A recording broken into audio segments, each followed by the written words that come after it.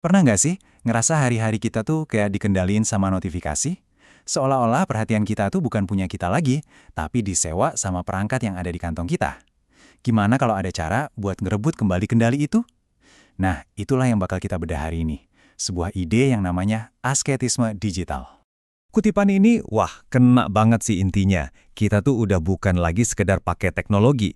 Kita tinggal di dalamnya. Kita ada di dalam sebuah lingkungan yang emang sengaja dirancang untuk ngebuat kita jadi konsumen yang pasif. Jadi, apa sih artinya hidup di dalam algoritma?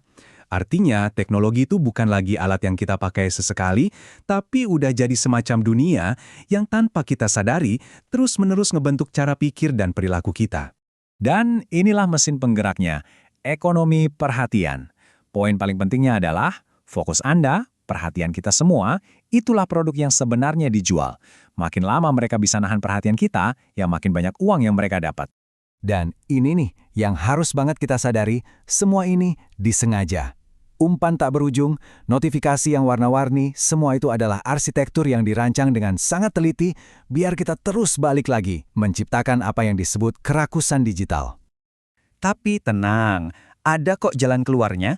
Ada sebuah filosofi perlawanan yang kuat banget buat ngadepin ini yang dikenal sebagai filosofi sang asketis. Nah, ini dia inti gagasannya. Asketisme digital itu bukan tentang ngebuang ponsel Anda, sama sekali bukan. Ini soal tindakan disiplin yang kita sengaja lakuin buat jadi tuan atas teknologi kita, bukan jadi budaknya. Nah, ini bedanya penting banget. Kita nggak bertujuan jadi orang yang anti teknologi. Tujuan kita adalah menguasainya, menggunakannya sesuai kemauan kita, dan untuk tujuan kita sendiri. Disinilah letak perbedaan utamanya. Coba deh bayangin kayak gini. Apakah teknologi yang Anda pakai itu fungsinya sebagai alat, kayak palu yang Anda pakai buat satu tujuan spesifik, terus Anda taruh lagi? Atau fungsinya sebagai lingkungan, kayak umpan media sosial yang terus-menerus ada di sekitar kita dan ngebentuk kita secara pasif? Inti dari asketisme digital adalah mengubah lingkungan ini kembali menjadi sekedar alat. Dan kutipan ini, wah, ini benar-benar ngerangkum prinsip utamanya. Coba tanya ke diri sendiri, apakah teknologi yang kita pakai ini ngebantu kita jadi orang yang kita pengenin? Kalau jawabannya enggak, ya berarti ada yang perlu diubah. Sesimpel itu kan? Oke, kita udah paham apa dan kenapanya. Sekarang, yuk kita masuk ke bagian yang paling praktis yang bisa langsung kita coba. Gimana caranya kita ngedapetin kembali kedaulatan digital ini? Strategi pertama, ini semua tentang mengubah lingkungan fisik dan jadwal kita. Anggap aja kayak kita lagi ngebangun benteng buat ngelindungin fokus dan kehadiran kita di dunia nyata. Contohnya gampang kok, coba bikin zona bebas gawai, misalnya kamar tidur jadi area terlarang buat layar. Terus, lakuin pagi analog, lindungi 1 jam pertama di pagi hari dari segala gangguan digital. Dan coba deh sabat digital, benar-benar offline selama 24 jam tiap minggu. Ini kayak tombol reset buat otak kita. Selanjutnya, strategi kedua.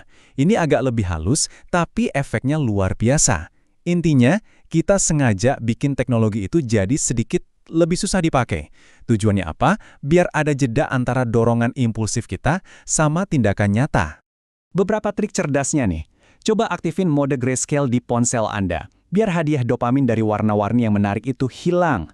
Lakukan login manual ke aplikasi yang bikin candu, jeda buat ngetik kata sandi itu ngasih otak kita waktu buat mikir ulang. Dan terapin aturan jauh dari pandangan. Simple.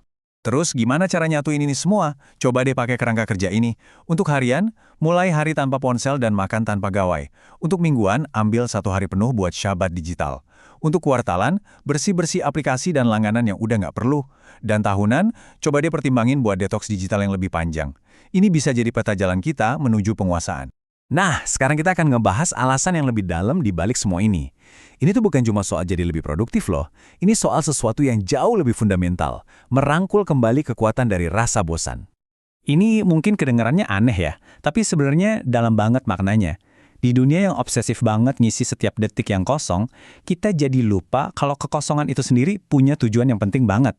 Jadi, apa sih yang sebenarnya terjadi waktu kita ngebiarin diri kita bosan? Nah, otak kita tuh masuk ke mode yang beda.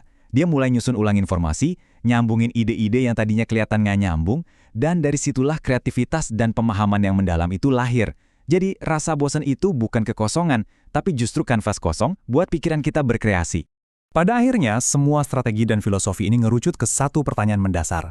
Ketika semua notifikasi udah nggak ada lagi, ketika semua kebisingan dari luar mereda, kita akhirnya bisa dengerin suara yang paling penting, suara kita sendiri. Nah, pertanyaannya adalah, menjadi orang seperti apa dirimu ketika akhirnya memiliki keheningan dan kedalaman untuk mendengarkan pikiranmu sendiri?